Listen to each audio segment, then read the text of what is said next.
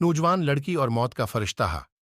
एक नौजवान लड़की एक सुपर मार्केट में अपने जिस्म की नुमाइश करते हुए फितना अंगीज अंदाज में जा रही थी।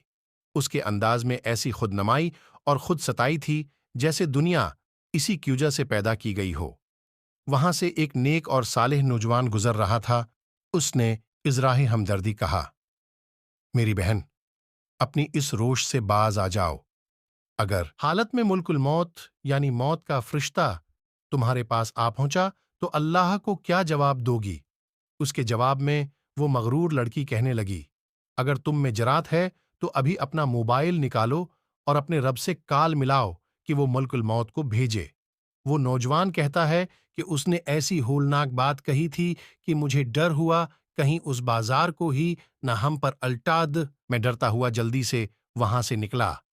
जब मैं बाजार के किनारे पर पहुंचा तो मैंने अपने पीछे चीख वपकार और आह व बका की आवाजें सुने। मैं वापस मुड़ा तो देखा कि एक जगह लोग इकट्ठे हैं। ये वही जगह थी जहां मेरी इस लड़की से बात हुई थी। मैं वो मंजर देखकर ठिठक गया। वो लड़की ठीक उसी जगह पर मर्दा हालत में पड़ी थी जहां उसने मुल्क अलमो